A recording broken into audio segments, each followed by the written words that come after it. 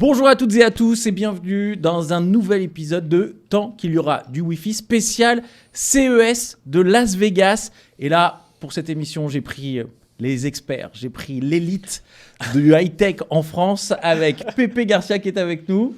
Hello, Ça va Pépé bien sûr que je vais bien. Franchement, j'ai passé une très bonne journée. Regarde, je vais très très bien.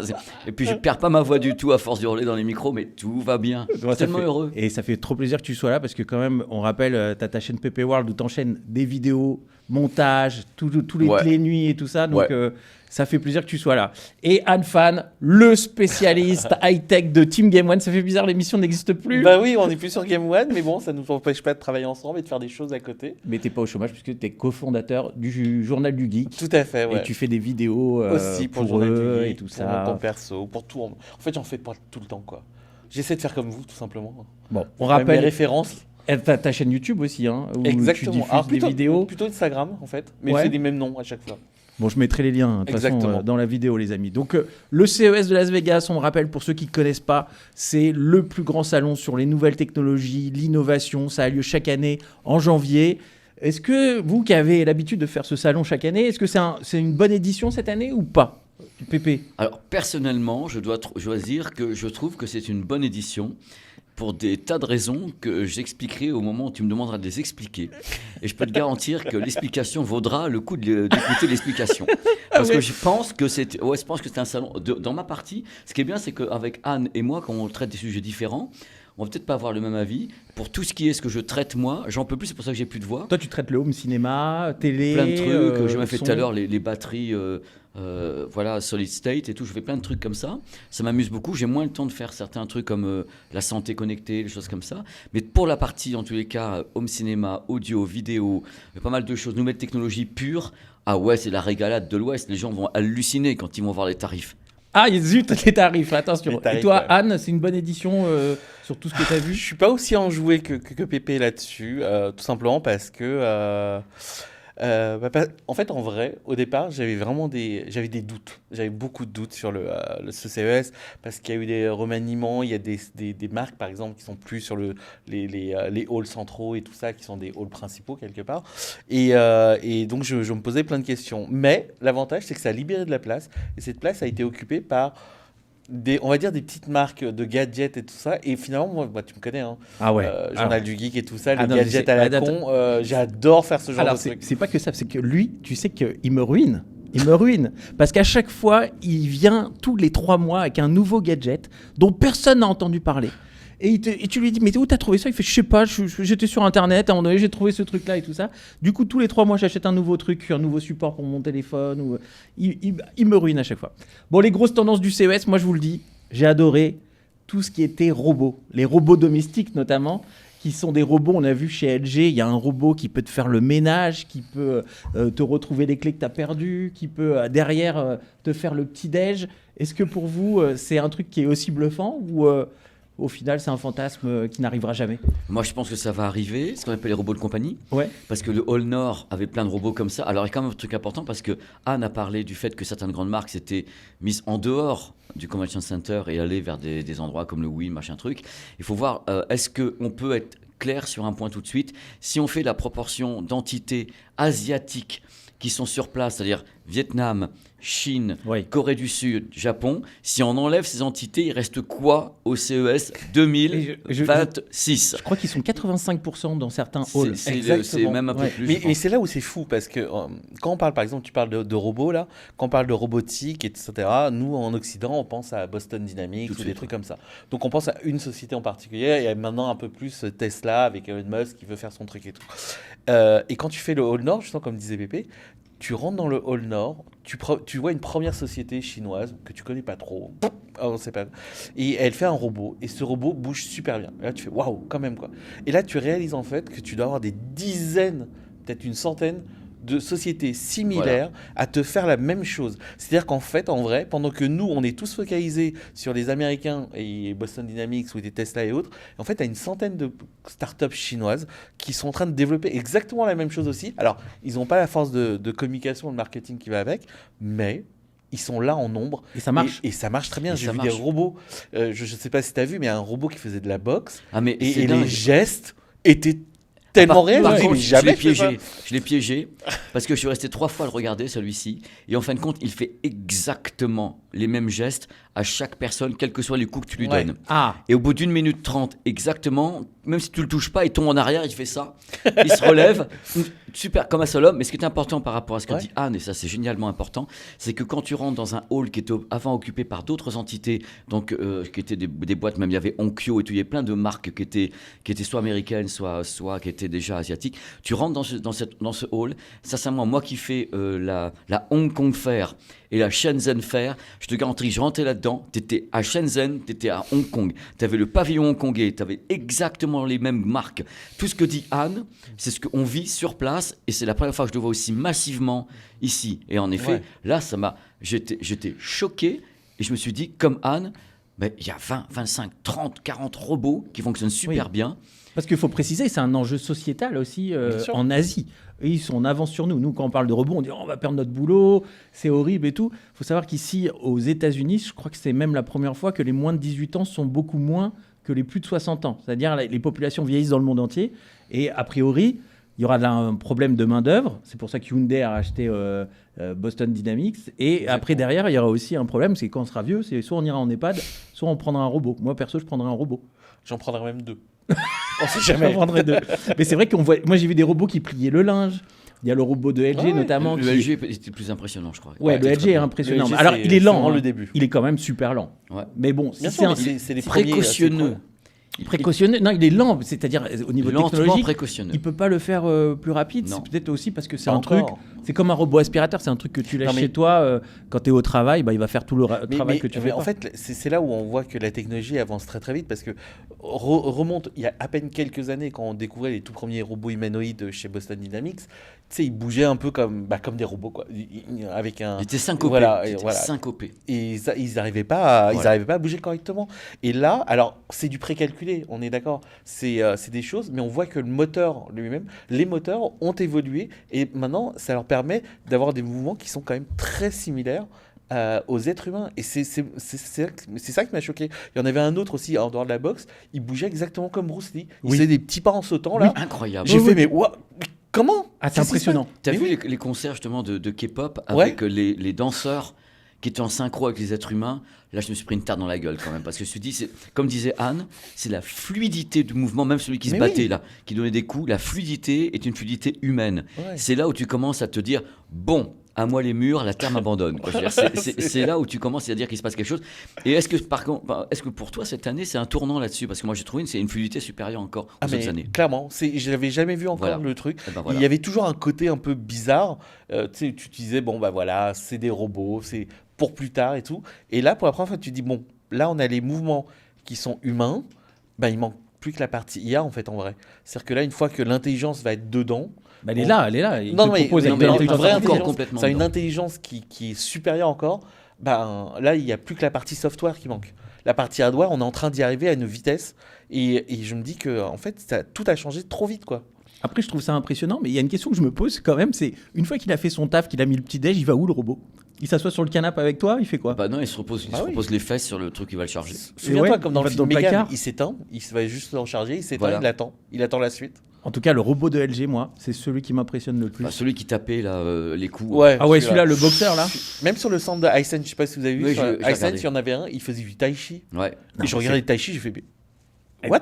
Non, mais Le c'est mimétisme fou. Jet Li, sors de ce corps! Mais Mais, d'ailleurs, au niveau sport, il y a plein de petits robots qui aident à s'entraîner au tennis. Par exemple, il y a un ramasseur de balles qui te renvoie les balles et qui va s'adapter à ton niveau. Il y a plein de trucs comme ça. T'as vu, est-ce que vous avez vu au moment où justement il y avait beaucoup de démonstrations avec les gants, avec les gens qui avaient des mouvements avec les gants qui étaient recopiés par le robot. Et j'ai vu un truc de délire tout à l'heure et je l'ai filmé, il était dans un coin. Le mec avait dans sa main donc un gant qui était relié au robot. Il avait un gobelet en papier fin. Ah Et figure-toi que le mec faisait ça avec sa Ah main ouais. et l'autre côté c'était un papier fin et il ne cassait pas le papier. Il te faisait tourner le gobelet comme ça avec la main robotisée commandée par la main humaine. Et le papier, il ne pliait pas, il ne le cassait pas. Je me dis, Ça c'est montre qu'il y un a une papier. Dextérité. La quoi. dextérité. Il faisait ça avec la main, il faisait bouger le truc. Je dis, là, c'était ouf. Parce que ça, c'est compliqué. À un moment donné, comme Bien disait sûr. Anne, il y a 2-3 ans ou 3-4 ans, il aurait pris le gobelet, tu aurais fait crac, crac, crac.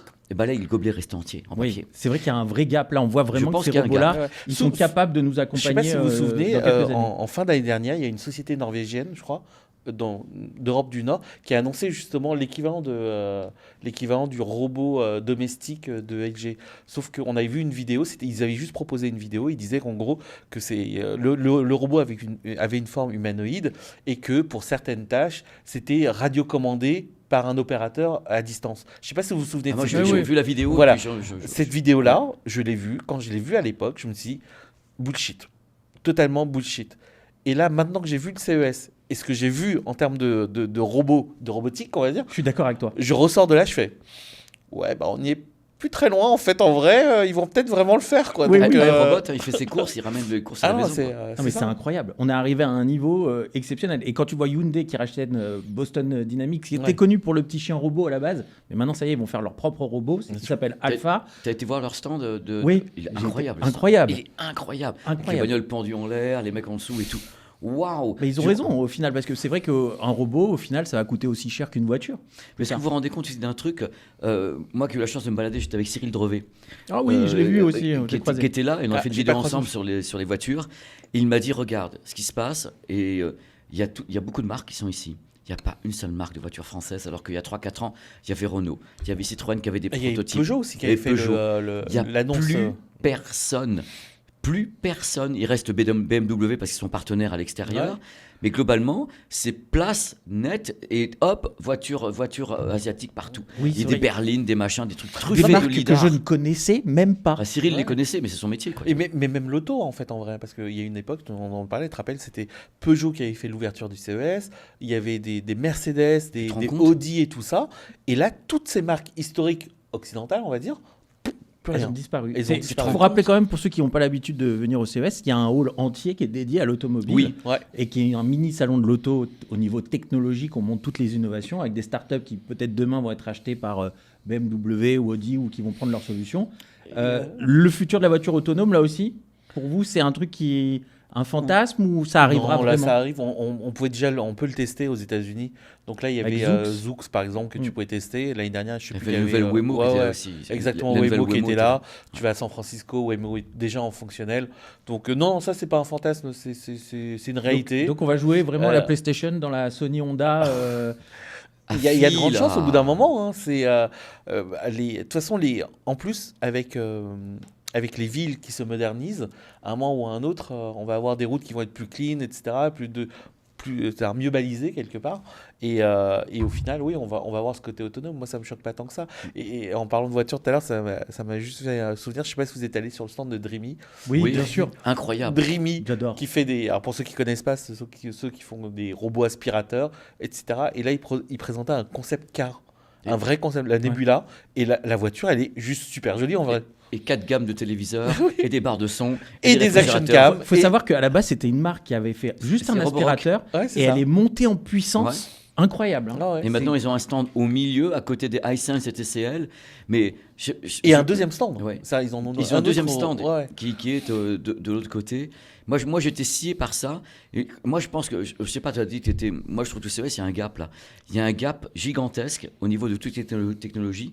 Moi, je vais en télé, c'est la première année depuis que je fais ce métier, sur les téléviseurs et les images, où j'ai non pas une nouvelle techno qui est présentée, mais 3 nouvelles techno Ouais. de télé. Ah oui. Ça n'était jamais arrivé depuis l'existence du CES.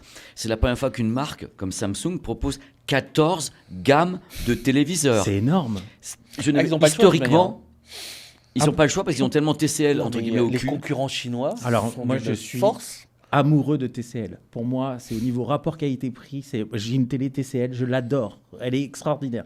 Mais, là- mais c'est le plus gros concurrent de Samsung Bah, de avec toute façon, je Hisense. crois qu'ils sont numéro 2, non?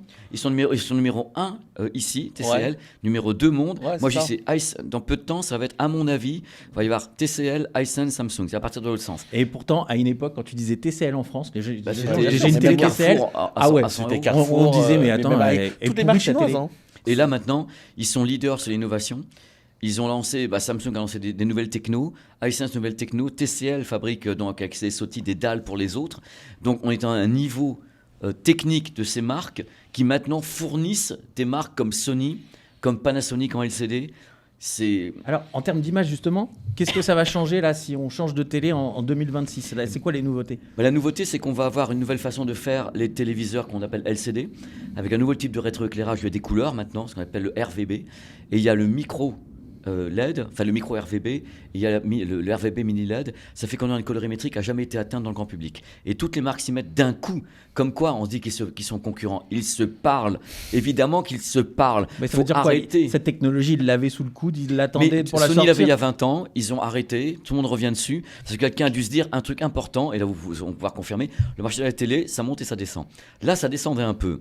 Ils te remettent une couche. Il y a une petite coupe du monde qui arrive là. En plus, le marché du téléviseur, il est gigantesque dans le monde entier. Quand la télé va, tout va. Ça veut dire que les dalles, on en vend. Les dalles, elles arrivent sur les smartphones, sur les PC, sur les machins.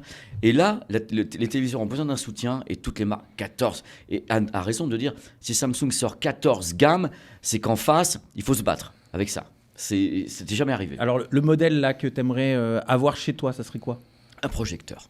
Ah Moi, ouais? j'ai pas de télé chez Pas moi. de télé? Non. Oh non, moi je suis amoureux de la télé, je ne peux pas Je trouve avoir ça un fou quand même. projecteur. C'est que on est quand même on va dire des technophiles de malades. J'ai pas de télé non plus chez moi. Arrêtez. Moi, je suis en Mais non. projection. Je suis en Ouais. projection depuis Projecteur en projection aussi. Je suis en projection depuis 20 ans. Alors j'ai le projecteur pour faire le mode cinéma à mes enfants quand ils veulent voir un petit film sur Netflix et tout ça. C'est tellement Mais chou. sinon, moi, la télé pour jouer. Non, Parce non. que on rappelle, le CES, c'est pas un salon gaming, mais il y a pas quand du même pas mal de gaming Oui, tout à fait. qui sont présents. Encore plus cette année. Avec Ouais, des moniteurs et tout ça. Les il y a moniteurs, les nouveaux moniteurs OLED et autres. justement, Oui, non bien sûr. alors il y a plus cette année parce que c'est vrai que l'intelligence artificielle commence à devenir de plus en plus importante. Nvidia, ils sont dans toutes les conférences à chaque fois. Donc du coup, il y a des ordinateurs et les ordinateurs, ils servent à quoi? Ils servent à jouer aussi. Donc c'est vrai que c'est Exactement. très présent ici au CES. Et il y a en plus, cette année, une des choses que vous avez pu voir, forcément, les lunettes. Ah Les ouais. lunettes par-ci, les lunettes par-là. Alors les c'était déjà le cas l'année oui. dernière. L'année Non, dernière, non. pas mal. L'année dernière, il y en avait. On était d'accord, il y en avait. Sauf que cette année, il y en a quasiment sur tous les stands. C'est-à-dire que même, par exemple, une marque iSense. iSense, iSense, sont ouais, dans des ils ont- mais lunettes. même, on prend une marque qu'on ne connaît que pour ses projecteurs, XGMI. XGMI font des lunettes Ils maintenant. font, voilà, Ils ils font ont des- racheté ils une font- société oui, qui tout à fait. s'appelle MemoMind et ils font aussi des lunettes. Shox, qui fait que de l'audio par conduction osseuse ou par conduction aérienne, a annoncé aussi une paire de lunettes IA. Et là, tu te dis, mais en fait, ils se sont tous lancés sur des trucs parce qu'en fait, les technologies se ressemblent tellement que finalement, on a l'impression d'avoir des copycats de tout le monde. Quoi. Alors, ils sentent qu'il y a une tendance sur le Bah, marché. bien sûr. On va être franc, voilà, les lunettes, il y a deux types de lunettes. Il y a celles qui ressemblent à celles, on va dire, de Meta, Les Meta Ray-Ban, Display, ouais. première génération, où on peut parler avec l'intelligence artificielle et on avec un peut faire display, des photos ouais. aussi, Mhm. mais on n'a pas forcément l'écran. Il y a la deuxième génération de lunettes Meta, où là, à ce moment-là, il y a des choses qui s'affichent dans les lunettes. Alors, Moi, j'ai testé quand ça s'affiche. C'est horrible, j'ai l'impression de loucher, je suis comme ça en train de regarder l'écran. Ça va évoluer. Ah mais c'est Mais bien sûr. horrible. Ça Après, vraiment, vous pensez en que c'est fait, un truc qui va nous en accompagner? fait, c'est parce qu'il y a Moi, je pense pas. Moi je pense pas non plus. Moi, je ne crois pas au marché de masse des lunettes. Je crois à un marché, mais Moi, pas de masse. Moi, je pense vraiment au marché. Moi, je fais partie de ceux Avec qui l'écran, avec l'écran. Alors moi je pense que le marché marchera Alors, sans écran, mais sauf avec l'écran c'est pas possible. Sauf qu'il y a, en fait, il y a deux trucs qu'on ne voit pas aujourd'hui. On n'a pas encore les bonnes technologies et pour l'instant, la seule technologie qui m'a convaincu, c'était celle de Meta. Meta sont les seuls à avoir proposé des lunettes vraiment avec cette épaisseur-là et avec un vrai affichage couleur et tout ça. Le problème aujourd'hui de toutes les lunettes qu'on a vues sur le CES, c'est un affichage en vert. En vert, 640 par 480 en vert, et puis il n'y a pas grand-chose, l'OS n'est pas super bien développé. Et donc ça, c'est un gros problème parce que du coup, ça ne va pas permettre. Et sinon, de l'autre côté, on a ce qu'on appelle, moi ce que j'appelle, parce que je crois qu'il n'y a pas de nom officiel, les lunettes moniteur. Donc les lunettes avec des micro LED dedans, mais tu le vois parce qu'ils sont super épais et tu joues avec un jeu de miroir et ça te ressort un écran super grand. Mais du coup, ça te sert que de moniteur et ça apporte pas de plus-value. Donc là, quand on pense à ces lunettes-là, effectivement, pour l'instant, on ne voit pas trop l'avenir. Mais je pense que les Meta Ray-Ban Display, c'était quelque part le début de ce qu'on va avoir plus tard parce que c'est des objets que tout le monde peut utiliser. Alors moi je suis comme Pépé, je pense crois pas au sincèrement marché que de ça va masse. pas marcher, ouais. C'est-à-dire C'est- que le truc, non, mais on peut en parler. Je veux dire, le truc, on a quand même aussi le background que je peux avoir au niveau des téléviseurs avec les lunettes 3D et autres. Les gens, dès qu'il y a un accessoire qu'ils ne sont pas censés porter tout le temps, c'est-à-dire qu'il y a quand même 50% des gens qui n'ont pas de lunettes. Moi, je suis un homme qui n'a pas de lunettes, je les mets que pour les écrans et la réflexion. Ça me dit pas de mettre des lunettes. C'est-à-dire que l'accessoire me gonfle. Si tu me dis il y a une lentille ou un truc comme ça que j'intégrerai à mon œil, peut-être, et encore j'aime pas quand touche à mes yeux, mais l'accessoire supplémentaire fait que ça rebute pas mal les gens. Oui, mais justement, et c'est là où, pour moi, c'est là où ça je t'aurais dit oui, par exemple pour les lunettes 3D. Tu nous as dit l'exemple des lunettes 3D, je comprends totalement. Tout simplement parce que c'est un accessoire supplémentaire pour un bénéfice optionnel. Ce qu'il vient de dire, son argument, il est valable pour le gaming. À chaque fois qu'on a eu un accessoire supplémentaire, ça n'a pas fonctionné. Sauf que on a un nouveau truc qui est apparu depuis quelques temps, et c'est pas pour rien que Meta a fait son partenariat avec Ray-Ban. C'est que il y a les lunettes deviennent un accessoire de mode. Je ne porte pas de lunettes comme vous. Je fais partie de ceux qui n'ont jamais eu de lunettes aussi. Et pourtant, maintenant, depuis quelques temps... Là, tu as les Ray-Ban en plus. Ouais, en plus, j'ai Ray-Ban. Donc, j'ai 24 sur 24. Et ça ne me gêne pas du tout. En fait, je suis content de pouvoir avoir un peu de son, ou pouvoir prendre des photos. Alors, moins les photos, mais un peu de son. Et encore plus maintenant avec les displays, où je peux avoir le display. Sauf que là, je ne les ai pas fait à ma vue. Ouais, mais alors, moi, le display, je reviens toujours, dans les nouvelles technologies, c'est l'expérience utilisateur qui prime surtout. Toutes les lunettes que j'ai testées, chez X-Reel, chez... mais ce ne sont pas des lunettes... Ça reste des lunettes écran. Bah ouais, mais c'est pas agréable. Bah oui, mais parce que c'est épais. Et c'est pour ça que les Meta Ray-Ban Display sont les premières à vraiment te proposer une paire de lunettes quasi classique. Oui, c'est-à-dire avec un écran en plus couleur. Voilà, avec un écran. Pas le cas de certains constructeurs. Et surtout, vraiment ce côté où c'est pas un truc que tu as, tu sais, genre tu vois où tu as l'impression d'avoir une sorte de cul de bouteille version, voilà quoi, tu vois. Et c'est pour ça que moi j'y crois. Alors, évidemment. On ne sait jamais le futur avec nous. Hein. Et c'est heureusement c'est ça qui est génial, c'est qu'on a deux avis différents. Peut-être, on sait personne ne peut être sûr. Exactement. Mais moi j'y crois vraiment. Quoi. En tout cas, ils tentent d'imposer des marchés, ils tentent de surfer sur des tendances et on voit beaucoup cette tendance-là. Au niveau du son, Pépé, c'est pas un salon d'audio ici, mais étant donné qu'il y a, il y a quand même des home cinéma. Du moment qu'il y a un téléviseur, qu'il y a des images, il y a du son. Alors, le truc, c'est qu'actuellement, barre de son, bon, on peut dire que ça se vend, il n'y a pas de problème. Et là, il y a ce qu'on peut dire au niveau du Dolby Flex Connect, c'est Dolby Atmos Flex Connect, avec en effet des choses qui sont autour des téléviseurs. Alors, il y a Samsung qui est très malin. Explique, c'est quoi le Dolby Flex Connect ? Alors, c'est tout simple. Il y a deux écoles. Il y a Dolby qui essaie d'imposer quelque chose avec les téléviseurs qui seront compatibles Dolby Flex Connect, Dolby Atmos Flex Connect. C'est-à-dire qu'autour du téléviseur, on va pouvoir placer des enceintes au gré de l'endroit où on les pose. Par exemple, tu as un téléviseur, tu dis l'enceinte, je veux qu'elle soit là, là, là. Elles ne sont pas une position fixe. Et le téléviseur va calculer pour t'envoyer du Dolby Atmos et un son correct, quelle que soit la position des enceintes. En haut, en bas, sur les côtés. C'est-à-dire que c'est inconditionnel. Tu n'es plus obligé de les mettre aux quatre coins de la pièce comme c'était le cas comme avant. Il faut qu'elles soient à côté. Et Samsung a été d'un malin achevé. C'est-à-dire comme ils ne veulent pas payer des licences en plus à Dolby. Ils ont sorti un truc, franchement, que ça a arraché. J'étais là, les petits salopards. Ils ont balancé 2 nouvelles enceintes qui s'appellent les studios machin truc, à la 5 et la 7. Et ils ont dit, voilà, elles sont là, ces enceintes. Elles font un peu l'écosystème Sonos ou un truc comme ça, comme Ikea. Et quand vous avez un téléviseur avec le Q Symphony, c'est un système qui permet justement de faire travailler le téléviseur avec des enceintes, vous pouvez faire exactement comme Dolby. Et en plus, du coup, ils ont rajouté la licence JBL Harman, ça leur appartient. Donc, ils disent, vous avez le téléviseur, vous avez le Q Symphony, vous mettez vos enceintes n'importe où, y compris des JBL Harman, et le téléviseur va calculer. Ils viennent de couper l'herbe sous le pied de Dolby d'une façon étonnante avec des produits hyper design. Tu les as vus, les enceintes? Elles sont belles. Elles sont trop belles, franchement. Superbes. Elles sont en plus elles sont vraiment, c'est super, plusieurs couleurs et tout. Et tu en fais ce que tu veux. T'en mets 2, t'en mets 4. Tu peux faire jusqu'à 5 enceintes avec la barre de son comprise. Et tout ça depuis le téléviseur qui va la piloter. Mais c'est une idée de génie. Ces gens-là sont incroyables. Ils ont bye bye Dolby. Ils ont utilisé l'intelligence artificielle au final pour équiper avec les enceintes et tout. Tu n'en sais pas. C'est le Q Symphony, c'est leur système à eux d'appairage d'un modèle Harman, JBL Harman avec leur téléviseur. Par contre, ça reste des paroisses. C'est ça la connerie. Voilà. Contrairement à plusieurs choses dont on parle depuis tout à l'heure, là c'est Dolby Atmos Flex Connect. Ça marche avec TCL, avec TCL. Samsung Q Symphony avec Samsung et Harman, enfin Harman JBL. Samsung, ça leur appartient. Avec eux à chaque fois. Ça leur appartient. Et ça fait que tu es coincé. Enfin, Sonos avec Sonos. Hein. C'est la même chose. Oui. Ils sont en train de créer des écosystèmes. Mais Samsung reste le plus gros vendeur de barres de son et de télé dans le monde. Donc quand ils font ça, en général, ça tremble un peu des genoux de l'autre côté. Hein. Donc, mais j'ai testé pas mal de barres de son là, où à chaque fois le mec à côté il te dit avec l'intelligence artificielle ça va rebondir dans tous les sens et tout ça. Et franchement c'était pas mal. Mais ça marche. Hein. C'est impressionnant. Hein. Quand tu sens l'hélicoptère passer derrière toi, tu te dis ça, parce que chez moi ça peut le faire. Parce que l'IA dans ces cas-là c'est un algorithme entraîné. C'est-à-dire que tu l'entraînes, tu dis voilà c'est un hélicoptère, qu'est-ce que tu en fais? C'est comme pour l'image, quand il y a des téléviseurs qui travaillent une image Full HD pour la mettre en 4K, on entraîne le téléviseur à dire ça c'est un visage, il faut que tu fasses comme ça. C'est un paysage, il faut que tu fasses comme ça. Tu vois, on entraîne. Pour moi ce sont des algorithmes entraînés. Mais ça fonctionne.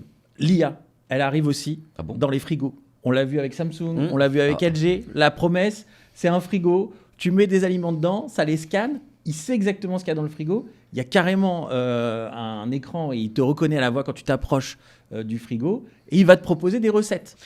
Chez LG, ça fait combien de temps? 5-6 ans ça? Ouais, ça fait pas mal d'années que tout ça est proposé. Sauf que là, en fait, on arrive à un niveau jamais atteint. C'est-à-dire que jusqu'à maintenant, admettons, effectivement, tu pouvais prendre ton frigo, tu l'ouvres et on te dit, bah voilà, il y a tant de trucs, ça te permet de faire ton menu et tout. Et on te dit, voilà, tu peux faire ça. Et après, on va chercher soit une vidéo sur Internet, soit on te fait afficher le truc.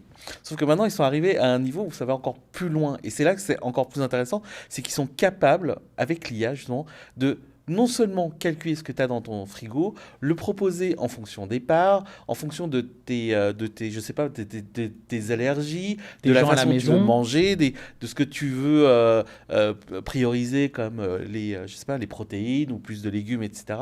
Et en plus, maintenant, tu arrives aussi, puisque avec l'IA, tu as la facilité sur la transcription et tout ça, tu peux tomber sur des vidéos YouTube. Et avant, quand tu avais une vidéo YouTube, il fallait sortir sur ton smartphone ou ta tablette, et là, tu regardais. Et quand tu fais la cuisine et que tu as les mains qui sont un peu crades, c'est un peu chiant, quoi. Tu touches pas ton écran. Ouais. Et bien là, en général, la vidéo TikTok, tu l'as relancée 150 fois pour revenir au moment où tu coupes les tomates. Sauf que maintenant, comme tu as un écran qui est intégré dans ton frigo ou tu as un écran qui est un peu déporté et que tu as de l'IA en plus, il est capable d'analyser la vidéo et de sortir en fait un listing de ta recette. Donc du coup, tu n'as plus besoin, tu te retrouves avec une vraie recette comme si c'était écrit sur un papier alors que c'était une vidéo à la base. Donc c'est des petites choses comme ça qui te simplifient vraiment. C'est un peu comme le lave-linge aussi. Le lave-linge sur l'IA, c'est pareil. C'est qu'avant, jusqu'à maintenant, c'était tu fais du blanc. Ok, c'était des pré-programmations et puis point barre.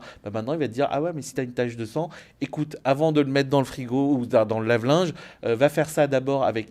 En fait, il est capable de te donner des conseils en dehors même de son écosystème avant que tu reviennes vers eux. Et je trouve ça hyper génial en fait. Ouais, c'est fascinant à ce niveau-là. Ouais. C'est fascinant. Moi, j'ai justement un lave-linge LG nouvelle génération qui est IA. C'est qu'à dire, il sniffe le linge avant. Mais c'est pas des bourres. C'est-à-dire que le truc, il est là, il dit A ou O, tu vois. Et par rapport à ça, il va calculer le niveau de lessive, il va calculer l'essorage. Je le laisse faire entièrement. Ouais. Et c'est nickel. C'est fou, c'est qu'il a pour finir, il a un planning qui fait que ça doit durer 58 minutes.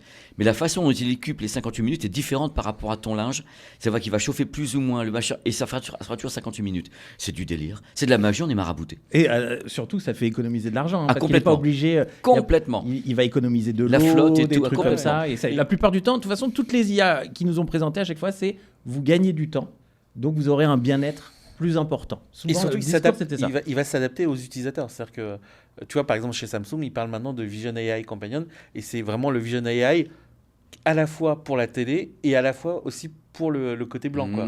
Donc c'est vraiment un truc global. C'est-à-dire qu'on va commencer à savoir petit à petit, ça va s'adapter à ton environnement complet et pas juste t'as le côté linge et tout ça et après t'as le côté télé non, maintenant c'est la maison dans sa globalité. Le truc qui est fou, c'est que dans l'idée de ce que dit Anne, l'avoir appelé AI Companion, ça veut tout dire.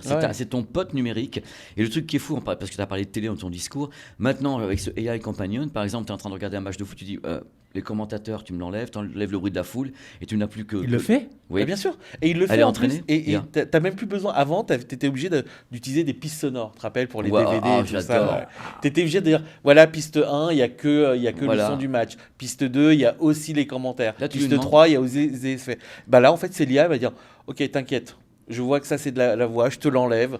Par contre, on ne touche pas au truc. Tu enlèves le bruit de foule. Et à la télécommande, tu lui demandes à la télécommande, est-ce que tu peux m'enlever ça, ça ou ça ? Et il t'en l'enlève. Et il te l'enlève. Sur les télés qui vont arriver là cette année. Mais c'était déjà l'année dernière, mais là, c'est amélioré encore. Oh la vache. Mais alors attendez, parce que ça, dans l'idéal, si tu as envie d'avoir un foyer qui est bien optimisé, on est d'accord qu'il faut avoir la même marque pour tous les produits. C'est mieux Sinon, maintenant. ça marche Pour pas. l'instant, c'est mieux. Il faut être dans une Ça marche paroisse. par écosystème. Ouais, il faut la télé LG qui va avec La barre de le son frigo, LG, le la machin, barre de son, le Samsung. machin et Bah, tout. les leaders là-dessus, c'est Samsung et LG. Ils ont tous les écosystèmes. Après, c'est vrai que sur la cuisine, moi j'ai vu des innovations de marques aussi chinoises. Ah non, mais Hisense, par Hisense, exemple. Ils font la c'est du cuisine tout délire. seuls maintenant. Avec les scanners, il te reconnaît le poulet, il va dire c'est comme ça, tu fermes la porte et tu dis l'IA, cuisine le poulet. Incroyable. Moi mais j'ai c'est vu ça. un air fryer aussi avec parce que je suis passionné par le air fryer, je viens d'en avoir Tout le un monde est récemment. passionné par le air fryer. Ouais, mais maintenant il y en a un avec intelligence artificielle, c'est-à-dire tu n'as même pas besoin de chercher le bouton, tu mets, il analyse et il te dit OK, c'est ça qu'il faut faire. Bam, Comme pour le direct. linge. C'est Comme pour le incroyable. linge. Ouais. Et moi, ces trucs-là, ça me passionne parce que j'ai envie d'avoir ça chez moi. Bon, ça coûte cher. Mais je me dis, si Non, mais- demain tout est connecté et que dans 5 ans, j'ai un robot qui vient tout organiser, orchestrer tout Bah, ça. tu commences avec LG, tu finis avec le robot LG, Ouais, tu c'est te restes ça. dans l'écosystème. Ah là, je serais au top. Alors. Tu vois, par contre, Samsung ne présente pas tellement de robots, c'est pas son truc. Pour Non, le moment, Samsung, pour l'instant, ils sont très, très grand public. Alors attendez, Effectivement, parce que t'as raison, Samsung, non, Samsung pour moi, l'année dernière, ils avaient un peu bousculé tout le monde avec le ball, une petite Ah, boule robot. Il y avait quand même un petit robot. Non, mais je les sentais un peu dans. Ouais. Là, Samsung, j'ai eu l'impression quand même qu'ils se sont fait dépasser par LG. LG, ils avaient plus l'innovation dans soit ce qu'ils ont dépassé, présenté. soit c'est un choix industriel. Ouais, pour l'instant, ils sont- Dépassé, c'est pas le mot, c'est un choix industriel de dire, même Hisense présentait des petits robots, des boulas, c'est tout qui roulait là. Je pense que c'est peut-être un choix de Samsung de dire, bon ok, on n'a pas que ça à faire. Ouais, ils n'avaient pas envie. Qu'est-ce que vous avez pensé au niveau des ordinateurs? Vous avez été à la Sphère pour la conférence Lenovo? J'ai Ouais. pas eu le temps. T'as pas eu le temps? Alors, moi, j'y suis pas allé parce que en fait, j'avais déjà accès j'avais accès aux produits, aux annonces, du coup, avant. Donc, du coup, bah, Ah bah oui, Tu as fait une il vidéo se ça, fait sur sur. Podcast, moi je t'ai vu faire une vidéo avec Lenovo, non? Non, j'ai fait plein de vidéos sur les nouveaux, mais parce que c'était effectivement le jour d'avant, j'avais accès à tous les D'accord. produits. Donc du coup, je me suis dit À la sphère ou au café? au café. Au justement. café. Alors, faut rappeler, Ah, pardon, pour excusez-moi, ceux on qui parle nous de trucs, regardent, l'événement pour tous ceux qui voulaient assister à une conférence, c'était la Sphère de Las Vegas. Vous Ouais. l'avez pas faite, mais moi je suis allé. Tout le monde faisait la queue pour avoir son ticket parce que c'était la Sphère de Las Vegas. C'est Et en l'occasion plus, aussi de et visiter. tu veux le pire? Le pire, c'est qu'on avait nos tickets. Vous c'est aviez ça, le le pire. ticket? Non, mais pourquoi les gens voulaient aller? La Sphère, mais aussi le Et les casting. Backstreet Boys. Non, Gwen Stefani. Et Gwen Stefani, les concert de Gwen Backstreet Stefani. Boys. Et aussi le casting de la conférence. Il y avait le patron de Nvidia, Ouais. il y avait le patron de Intel, il y avait les patrons de tout le monde qui étaient là. Et est-ce qu'au final, les produits Lenovo sont à la hauteur de la conférence? Anne va pas te dire oui. Dis la vérité, Hein parce que là, ils nous ont présenté une intelligence artificielle Non, en fait, qui va tout non, faire. non. Maintenant, l'intelligence Non. artificielle, elle Je prend pense mon que- PowerPoint, Je pense elle que l'envoie et tout. cette année, le fait que le Tech World, c'est en fait c'est un événement annuel de Lenovo, et le fait qu'il ait pris place au CES avec autant de superstars entre le CEO de Nvidia, Intel, AMD et Qualcomm, réunir les quatre en même temps, c'est quand même c'est très fort. Mais bon, Lenovo, c'est quand même le numéro 1 du PC dans le monde, donc c'est pour ça qu'ils arrivent à le faire. C'était avant tout pour moi une OP de com. Une grosse OP de com, parce que effectivement là je pense que Pépé le dit depuis le départ en fait, c'est que 2026 apparemment peut être une année charnière. Moi, je pense. Et du coup ben là les acteurs sont en train de se placer par rapport au futur, et là tu marques un coup très très fort, même si les innovations de Lenovo sont plutôt fun, ça reste pour l'instant que des évolutions et des concepts quelque part, donc on a encore ce côté où on sait pas trop où ça va aller, et sauf qu'on est obligé de se positionner. Mais Et pourquoi dans le une monde- année charnière? parce que l'IA devient vraiment un... Jusqu'à maintenant, l'IA, c'était une sorte d'option, je pense, hein, que l'IA était une sorte d'option. Tu dis, c'est cool d'avoir de l'IA, mais est-ce que je m'en sers tous les jours? Pas forcément. Et maintenant, comme on est en train de l'intégrer de plus en plus dans nos objets du quotidien, ben en fait, on va l'utiliser sans même le savoir. Et c'est là où tu es obligé de te positionner pour créer ton écosystème, créer ton univers, parce que tu sais que pour l'instant, l'univers est ce qu'il y a de plus important. Et c'est pas pour rien que Lenovo a profité justement du Tech World pour annoncer son Kira, c'est une sorte de C'est une super de intelligence super IA artificielle qui va pouvoir t'aider dans tout le ouais. truc. qui Moi, va puiser dans les meilleures intelligences artificielles en Exactement. fonction du besoin que tu as. Moi, je dis juste parce que comme tu as un public quand même qui est très geek, c'est le nom Kira, ça me rappelle le héros, le vilain dans Death Note. Ah oui. Comme par hasard. Mais je suis vraiment d'accord avec Anne sur ce qu'il dit, parce que la charnière, elle vient également de là. Et dans ma vision des choses, par exemple, quand on voit un robot, comme il y en a beaucoup ici, pour moi, c'est la première concrétisation physique de l'IA. C'est-à-dire que l'IA, après tout, c'est virtuel. Le robot, quand il va vraiment commencer à être habité par l'IA, au-delà du four ou de la machine à laver, ça va être vraiment l'IA que tu vas avoir devant toi, tu vas pouvoir lui parler, et le robot sera l'IA, et tu vas avoir le truc physique. Et moi, c'est le premier point d'accès, c'est tous ces robots qui commencent à bouger avec ça. Oui, c'est le vrai premier que point d'accès. là, c'est ce qui. D'ailleurs, ça symbolise un peu ce CES. Oui. C'est l'IA, c'était un peu de ChatGPT à qui on parlait. Oui, mais là, plus ça maintenant- sort de l'écran, ça arrive Ça dans arrive- des objets ça sort de l'écran. physiques. Et ça arrive notamment dans des robots, c'est vrai. Alors moi, vous avez connu Lumo. Il y avait un robot qui s'appelait Lumo, Ah, un je l'ai truc pas comme ça. connu. Et c'était en 2013. ouais, Je n'étais pas né. Ils étaient en avance un peu sur tout le monde. Ils avaient proposé un robot. Les gens s'attachaient un peu à ce robot et C'était tout ça. même avant, il y Tamagotchi avait- l'époque. Un peu, ouais. Et en Il y fait, avait ils ont d'autres- fait faillite. Ouais. Et ben les gens se sont tellement attachés à leur robot quand il n'y avait plus de mise à jour, ils ont fait un enterrement pour certains. Et, Mais c'est ça. et- Mais c'était pas le cas aussi pour les Nabastag. il y a- un truc- c'est possible. C'est le moi- truc de L'année dernière- Xavier, non, Ouais, à je l'époque. sais pas, Ouais, c'est je ça. crois un truc dans le Moi, je vous genre. raconte sûr une qu'il l'a anecdote. fait. Je L'année sais qu'il l'a dernière, fait. au CES, j'avais vu le robot Luna. Je l'ai acheté au final pour mes enfants. C'est un chien robot et avec une intelligence artificielle, ChatGPT à l'intérieur. Mes enfants ont adoré, ils ont trouvé ça génial. Bon, au bout d'un moment, j'ai dit, je vais le débrancher. Ils ont pleuré. C'est-à-dire, il y a une émotion qu'on peut créer et on peut s'attacher à un robot. Ça vous fait pas peur, ça, de s'attacher à un Mais robot? regarde, le truc, je regardais les gens tout à l'heure qui regardaient des robots se faire taper dessus et le robot tomber. Il y avait une empathie humaine parce qu'il est androïde. Donc tu sens l'être humain ne peut pas s'empêcher d'être carrément empathique. C'est un robot, mais c'est un chien. Donc, tu sais, les chiens que tu caresses, les pets là, qu'il y avait, Oui. les robots, Mm. eh ben, tu sais que c'est un robot, mais si tu le prenais, tu le jetais par terre, Ah, et oui. c'est une machine. La machine à laver, tu gueules pas. Et tu vois, le robot Android qui tombait, qui était comme ça, il y a une empathie humaine pour ce qui nous Ben, rapproche. ça fait peur alors.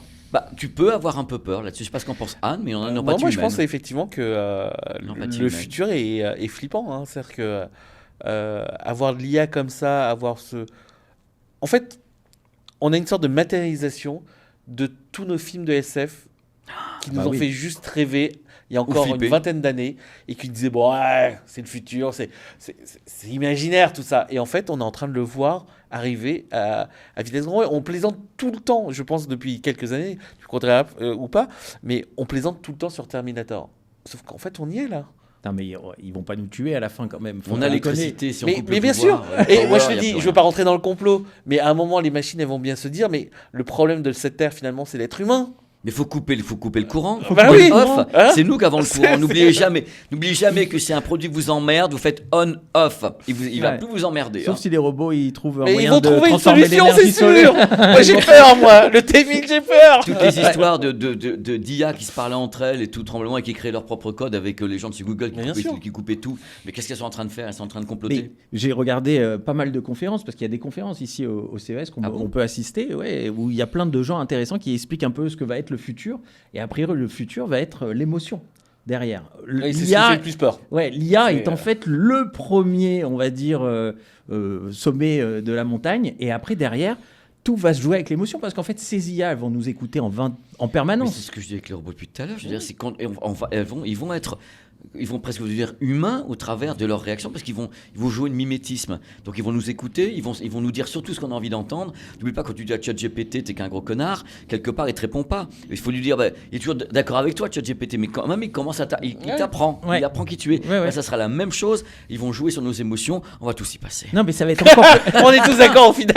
ça va être encore plus loin parce que ça va être un enjeu pour les marques. Excellent. Une fois que tu as ta C'est ça, montre, le truc. T'as On est ta- d'accord. une fois que tu as ta montre connectée, une fois qu'il entend ta voix, qu'il sent l'émotion dans ta voix, qu'il commence à connaître toutes tes habitudes, tous les trucs que tu achètes qui sont dans ton frigo et compagnie, bah, les marques, elles vont savoir à quel moment, quand je Ah, bois mais du ça, Coca-Cola, c'est déjà fait. c'est déjà fait, ça. j'ai l'émotion qui vient C'est avec. déjà fait. Non, mais ça fait Bah, 10 ans que c'est comme ça. mais déjà. Non, c'est comme ils ça. connaissent pas mon émotion Non, pour l'instant. Non, Non. mais par exemple, je veux dire une chose, quand tu as Maps et tu vas quelque part et tu changes de trajet, eh ben, il y a des fonctions, je peux te garantir que je l'ai vécu, les fonctions disent, vous avez changé de trajet, je sais que vous aimez les sushis, ben, vous avez un truc différent de ce que... allez. Oui, mais Et- c'est sur des datas, c'est pas sur mais les c'est- émotions. Oui, mais tu il vois y a encore. toujours un petit... Mais l'émotion, ça va venir avec, ça sera exactement la même chose. Et encore là, tu parles d'émotions qui sont contrôlables. C'est-à-dire que ce sont des émotions. Potentiellement, on sait que tu aimes le coca, donc ça va te donner une satisfaction, blablabla. Moi, ce qui me fait peur, c'est pas tant que de savoir comment toi tu réagis, c'est de me dire qu'une IA va avoir une émotion et à partir de là, nous, on va pas être capable de comprendre son émotion. Et donc, elle peut être en colère, etc. C'est des émotions qui sont pas. IA qui peut sont être pas en colère. Mais c'est Mais ma bien- question, une mais IA je- peut être en je- colère, elle peut ne pas comprendre, te comprendre. surtout, elle te Exactement. comprend pas. Mais pour l'instant, c'est ça. Mais est-ce qu'à un moment ou un autre, si on pousse le vice très loin, avec l'informatique quantique qui arrive et du fait qu'on est en train de repousser encore une fois les limites de l'informatique, est-ce qu'à un moment, ce réseau qui est très binaire, en mode genre très logique, on est en mode purement logique, si on fait ça, donc ça donne ça, etc. Est-ce que justement, on va pas switcher à un moment sur le fait de finalement, on va commencer à réagir comme un humain et que, alors, si nos actions sont prévisibles, elles sont aussi imprévisibles et donc, du coup, l'IA pourrait devenir imprévisible. Alors, l'ordinateur quantique, souvent on entend ce terme et j'aimerais bien qu'on le vulgarise parce qu'il y a des conférences auxquelles j'ai assisté. Il faut appeler où Fanny on en parle. Bouton. Parce que Fanny, Fanny, elle est plus forte. c'est la reine de l'ordinateur. On l'embrasse d'ailleurs au passage. Ouais. Gros Je vais bisous, essayer de Fanny. le schématiser. C'est un super ordinateur qui a une puissance de calcul, mais terrifiante par rapport à ce qu'on connaît aujourd'hui, presque infinie, à tel point qu'il est capable de calculer des molécules atomiques en un instant en claquant des doigts. Alors pourquoi ? La question est comment ? Grâce au supercalcul. Alors, c'est pas tout à fait ça. En fait, le côté quantique, c'est la capacité. Jusqu'à maintenant, l'informatique quand je disais tout à l'heure, l'informatique a toujours été binaire. Donc, c'est-à-dire qu'en gros, on fait des calculs et on calcule de plus en plus vite. Sauf que ces calculs de plus en plus vite, si je vulgarise, c'est des calculs en série. Donc, je fais une opération, je la finis, hop, je passe à la suivante, et ainsi de suite. Donc, c'est ce qui fait les goulets d'étranglement qu'on a actuellement. L'informatique quantique, c'est cette capacité à tout calculer en même temps. C'est-à-dire qu'en gros, au lieu d'avoir un seul flux qu'on va aller super vite pour les traiter, eh bien, on va avoir 10 et on peut les faire tous en même temps. Et ainsi de suite. Alors, du coup... Et donc, ça va monter le truc. Et voilà, tu cherchais à vulgariser, c'est ça en fait. C'est cette capacité à faire des trucs en parallèle. Et du coup, le résultat va être incroyable. Exactement. Moi, il y a un mec qui m'a dit, c'est comme si tu calculais la matrice de l'univers et de la vie. C'est-à-dire, il est capable demain de recoder, si on a un super ordinateur quantique puissant, de recoder la vie. Si on veut des pastèques carrées, on aura des pastèques carrées, si on le souhaite. Il pourra trouver des solutions à certaines maladies que des chercheurs ont mis des années et des décennies à trouver. Moi, c'est ce que j'attends notamment de ça et de l'IA. Moi, j'ai beaucoup d'espoir là-dessus, sur un truc auquel peut-être nous, on n'aurait pas réussi à finaliser. On ne pourra pas. J'attends ça parce que je pense que, moi, je suis quand même un idéaliste, que la machine peut nous aider. Et j'ai toujours pensé, quand j'ai vu arriver des solutions avec l'IA, avec certaines solutions médicales, qu'elle peut aussi nous aider et pas seulement nous faire peur. Ah, moi, j'aimerais. Ça serait un truc extraordinaire. La physique quantique peut accélérer les choses. Mais il y a des dérives. Mais il peut y avoir aussi des dérives derrière. Évidemment. Mais il y aura forcément des dérives. C'est ça le pire en fait. C'est de se dire que il y a plein de bénéfices, mais il y a forcément la contradiction qui va aller avec ça, le côté obscur qui va aller avec. Alors, vu tous les films de science-fiction qui étaient autour de ça, ça partait bien, puis après. Et après, ça part au couille parce qu'à un moment, on comprend que finalement, le maillon faible, ça reste nous, quoi. Ben oui. Justement, l'IA. Là, il y a plein de services compagnons. C'est-à-dire qu'on a un petit objet sur nous. J'ai vu, il y a une enseigne ça fait plusieurs fois qu'on tente le Motorola, par exemple. Motorola aussi, ils ont proposé un truc compagnon et tout ça. Quelque chose qui est tout le temps sur nous. C'est un deuxième cerveau, on va dire, connecté. T'as des pendentifs aussi, tu sais, les trucs où ils t'écoutent toute la journée. Les Lenovo, ils ont proposé ça. Enfin, c'est Motorola, c'est la même marque. Voilà, on peut rien oublier. Si jamais on nous parle dans une réunion, tout est résumé. On est écouté en permanence. T'es monitoré. Voilà. T'as un monitoring complet. Est-ce que vous êtes pour ça ? Moi, je suis contre. Je suis contre, mais la vérité, c'est que... on ne pourra rien faire quand ça va arriver. La vérité, c'est que là, on en parle aujourd'hui, on est en 2025, mais c'est une réalité qui est là depuis... Tu vois, depuis des décennies. C'est-à-dire que si aujourd'hui, le marché de la data est si important, c'est pas pour rien. Parce qu'on a toujours l'impression, on nous bassine à longueur de journée que t'es unique, on est tous uniques. C'est génial. Sauf qu'en fait, en vrai, on est tous prévisibles aussi. Et c'est ça le pire. Ouais. C'est que les datas font que y a plein d'expériences qui ont montré que avec des données, on est capable de retracer exactement tes réactions à chaque fois, systématiquement. Ça fait flipper. Alors que à l'instant T, là, on dit non, Pépé, il lit pas dans ma tête. Moi, je lis pas dans la tête de Pépé. Et pourtant. Mais avec l'IA, c'est avec quelque chose qui va arriver. Avec les datas, avec les données, voilà. Là, pour moi, le plus grand changement, c'est de me dire, c'est quand est-ce qu'on va switcher sur ce... Parce que là, on est toujours sur ce mode data. Donc, c'est-à-dire c'est une donnée qui va donner une conséquence.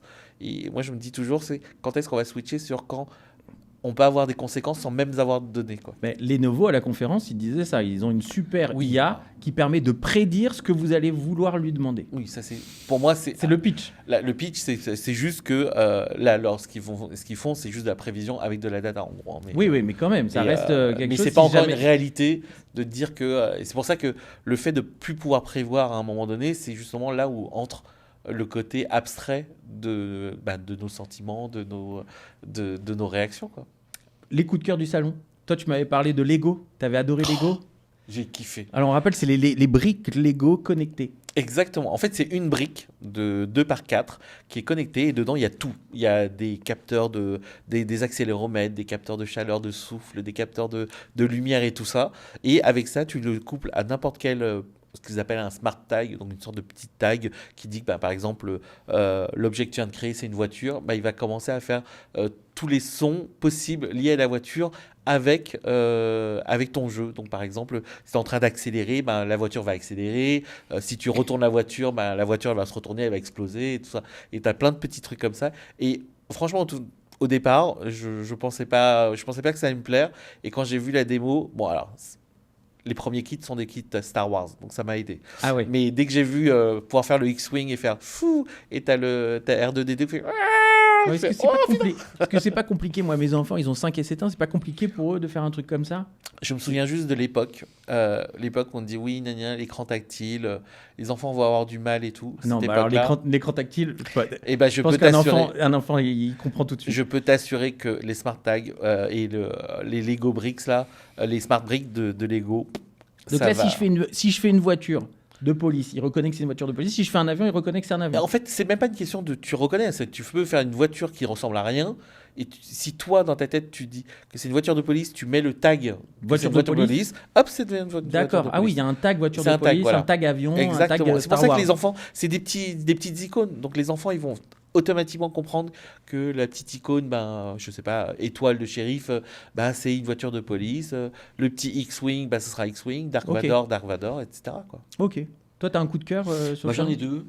J'ai un coup de cœur pour le retour de ce qu'on appelait, il y a 10 ans, Anne a connu certainement, les posters TV. C'est ces téléviseurs tellement fins qui ressemblent à une feuille. Ouais. Et LG vient de relancer l'histoire de la poster TV avec un téléviseur OLED de 9 mm d'épaisseur. Ça fait que quand tu es de profil, il disparaît. Il disparaît complètement de profil et ils appellent ça la galerie TV, mais enfin c'est le retour de la poster TV. C'est un produit qui est très beau, esthétique, on peut marier à d'autres choses. Et un deuxième truc, il y a un petit projecteur chez Samsung qui me fait hurler de rire, qui s'appelle le Freestyle Plus, et il est capable, grâce justement à une IA, d'analyser n'importe quelle surface. Et par exemple, il y a un truc qui est très très bluffant, donc tu mets l'image dessus, sur un rideau qui est gondolé, il va refaire l'homothétie d'une image normale alors que le rideau est gondolé, tu bouges le rideau comme ça, il va recalculer et te remettre l'image et tu verras plus que c'est gondolé. Tu as une tapisserie avec un motif dégueulasse, tu projettes dessus, l'IA va reconnaître le motif de la tapisserie, va faire une inversion et le motif tu le verras plus. Incroyable. Et ça c'est un truc qui n'avait pas été fait encore en les Projo, parce que les Projo, il y en a des wagons, des marques chinoises qu'on a. Qui marchent avec l'IA aussi. Mais là, ils ont utilisé l'IA pour l'adapter. Alors, il y a mieux, on l'a piégé, nous, on est en train de tourner le truc. On a mis le Projo, il a vu qu'il y avait des cadres sur le mur. Il a baissé l'image tout seul pour que les cadres restent. Il a redescendu l'image pour que les cadres ne soient pas dans le champ. J'avoue, ça m'intéresse. Alors là, tu te dis... Encore une fois, à moi les murs, la terre m'abandonne. Le truc calcule à une vitesse de ouf en plus. Tu as vu le coup des rideaux, mais ça a été 3 secondes. Tu bouges le rideau, il calcule qu'est-ce que c'est plié, machin, et hop, il t'affiche l'image, tu vois plus les pliures. Incroyable. Ça doit coûter super cher alors. Il va coûter 900 € ce truc-là. C'est 1000 balles. C'est un petit Projo, hein. C'est pas très puissant. Hein. Oh la vache. Et en plus, le truc, c'est que même quand tu as des écrans de différentes tailles, il arrive à connaître maintenant la taille. Fout. Il regarde, il fait c'est un 32 pouces, hop, je mets un 32 pouces. Et tu le rebouges, et un 45 pouces, il voit les bords, il se remet dessus. Et je me mets devant. Il va pousser l'image pour la mettre sur le côté parce qu'il m'a vu. Ouais. Alors, attends. Samsung, c'est les premiers à proposer ça, mais après les autres, ils vont copier forcément par la suite. Mais là, il y a quand même du taf parce que techniquement, je suis même pas sûr. Là, les Chinois vont un peu ramer pour faire ça parce que là, c'est pas uniquement une question d'optique, c'est qu'il faut travailler en même temps un cropping dans la matrice parce que le produit n'a pas de zoom ni quoi que ce soit, il n'a pas de mouvement d'optique. Donc une optique fixe, ils sont capables de cropper dans la matrice pour bouger à l'intérieur. Et après, tu as de l'IA aussi. Hein. Là, tu vois, c'est-à-dire que potentiellement Samsung a travaillé sur une IA spécifique à ça. Spécifique. Voilà, donc c'est pas juste l'IA que tu vas récupérer sur Internet en open source, l'appliquer, blablabla. Non, là, c'est eux, ils ont dit l'idée, je l'ai eu peut-être il y a 2-3 ans, et l'idée, ça va être ça. Alors, comment on va faire pour entraîner une IA et quelles sont les données et là, récupérer ces données-là. Mais c'est là où c'est important ce CES parce que je trouve qu'il y a beaucoup de produits où maintenant il y a de l'IA à l'intérieur qui améliore l'expérience utilisateur. Oui, Là, ça Voilà. sert. Tout à fait. Là, ça sert. Sur ce Mais sur modèle-là, plein de ça sert. produits aussi, sur la cuisine et tout, il y a une vraie expérience Là, il a utilisateur une vraie expérience. et les produits sont meilleurs grâce à ça. Et il en a cité 2 des coups de cœur, il mène 2-1. Ah, dois tu veux un égaliser. autre coup de cœur vite fait. Ah si. Et il l'a sur lui. Ah, il l'a sur lui. Oh non, c'est pas le truc que t'as acheté. C'est quoi? Non. C'est quoi? C'est un baume à lèvres. Parce que je sais pas si vous êtes au courant. On C'est est au une mois de janvier Ah, moi, j'arrête pas. et j'arrête fous pas de d'avoir ma des lèvres gercées. Tu te fous Mais de ma c'est la gueule? clim. Et en plus C'est c'est un ça. baume à lèvres C'est- CES. Tu te fous de ma gueule, c'est ça ton Mais oui, mais tu m'as pris au dépourvu là. J'ai pas pensé à d'autres. Mais t'en as vu plein des. Non, un innovations. autre cookie. Oh, si. Il y a toujours l'ordinateur de Lenovo, justement. Ils ont proposé un ordinateur, ça reste un concept encore, sauf qu'il a un écran qui passe de 14 pouces à. Non, de 16 pouces à 24 pouces. Donc, c'est leur premier concept de laptop gaming avec un écran qui se déroule En les largeur. deux côtés. Ah. Donc, tu commences avec un 16 pouces et tu dis, ouais, finalement, j'ai envie d'un peu plus Pour les grand. gamers, et mon c'est jeu, énorme. hop, Ah ouais, et c'est ça, pas mal. ça devient un Énorme. 24 pouces. Et c'est trop impressionnant à voir. En vrai, Parce chapeau bas. qu'ils ont celui qui est en vertical, Ouais. qui est Ce qui est sympa, déjà qu'on pas avait mal. déjà vu, Exactement. mais en largeur. Ah, j'avoue, c'est pas mal. Voilà quoi. Ça Et donne pour envie. Voilà. Et en plus, ici au CES, tu peux tester des trucs un peu gaming. Moi, j'ai testé carrément un gilet où tu ressens les coups. Ah, les Ah vestes ouais. haptiques. Ah les ouais, vestes haptiques. ah ouais, Il y en a franchement, plein. c'est un peu bluffant quand même. C'est ça. vrai. Il y en a J'aime plein. bien, il y en a plein des trucs comme ça, T'avais, mais t'es là, t'es un peu secoué. Messieurs, franchement, merci beaucoup d'être venus Bah, parce que c'est je un sais que vous plaisir. avez plein de travail. C'est un régal. Il fait genre, oh, c'est facile, mais en fait, je sais que t'as pas mal de travail et, Ouais, mais et tu attends, pars, c'est un régal. tu pars monter juste après. Non, on va peut-être aller bouffer un coup. On va bouffer. Ouais, on va le on va faire. manger. Allez, quand même venez, on ce va soir. manger ensemble. Alors, On comme va- ça va être parfait, sympa. ça, rapidos. On rappelle, on voit toutes les vidéos du CES sur ta chaîne PP World. Ouais. Donc là, tu vas Et encore un alimenter. Un Tech on Me spécial CES la semaine prochaine. Génial. Voilà, un Tech on Me spécial. Avec toute l'équipe, il y aura Conquerax et compagnie, ils seront là. Conquerac sera pas là, ça sera des gens qui ont été Ah, ici. juste Ouais, les gens le du casting est CES. en train d'être finalisé. Ça marche. Bah, il y aura Amandine, justement. Il y aura parfait. notre Amandine. Qui est au Journal du Geek. Qui est c'est autre ça journal Ouais, du geek. il y aura Exactement. qui est Toi, une fille on géniale. te retrouve sur Journal du Geek, sur ta chaîne YouTube. Ouais, les Sur réseaux sociaux, Instagram. AnneFanFR, classique. Et puis voilà quoi. Anne C'est la Fan- même adresse partout. J'ai réussi à avoir la même adresse Ah, partout. ça, c'est rare. Donc c'est quand même C'est pas très facile. fort. Moi, sur YouTube, j'ai pas réussi. Ah, moi, j'ai pas Voilà. réussi. Moi, j'ai un bug. J'ai dû mettre Julien Telouk TV sur YouTube parce J'ai que. pas réussi à avoir tout. Moi j'ai tout. AnneFanFR, vous avez tout. Voilà. Alors moi j'ai Quel le que soit Julien le réseau. Telouk, mais je sais pas, il y a eu un bug dans les chaînes. YouTube n'arrive pas à me régler ça. Je précise quand même à vous deux Et il fait- que vous c'est êtes peut-être bizarre, quand même. officiellement invités dans Tant qu'il y aura du Wi-Fi, invitation solo pour parler de votre origin story, votre vie, votre œuvre. C'est mignon et c'est gentil et ce sera avec plaisir. Ça sera avec plaisir amener des Kleenex. Ah, mais Oh. non. Des Kleenex. Quoi? Ah non. Ah, mais Pépé, moi, c'est- j'ai hâte de faire l'épisode avec Moi, c'est la Pépé. petite fille aux allumettes, hein, ma vie. Et j'ai hâte aussi de faire avec Anne Fan pour que dévoiler au public enfin qui est cette personne. Voilà. On se retrouve très bientôt. Merci messieurs, merci Pépé, merci Anne Franchement, Fan. Merci, Julien. Merci Julien. on se Pour ce studio sous tes moyens. Attends, magnifique. Voilà. Attends, Il est mais magnifique. J'ai acheté un studio à Las Vegas. Oh là là, Franchement, c'est beau. Voilà. Là, Donc n'hésitez pas à faire un. On dit quoi? On dit liker, commenter et on se retrouve Exactement. pour un prochain épisode être heureux. de Tant qu'il y aura du Wi-Fi. Ciao tout le monde.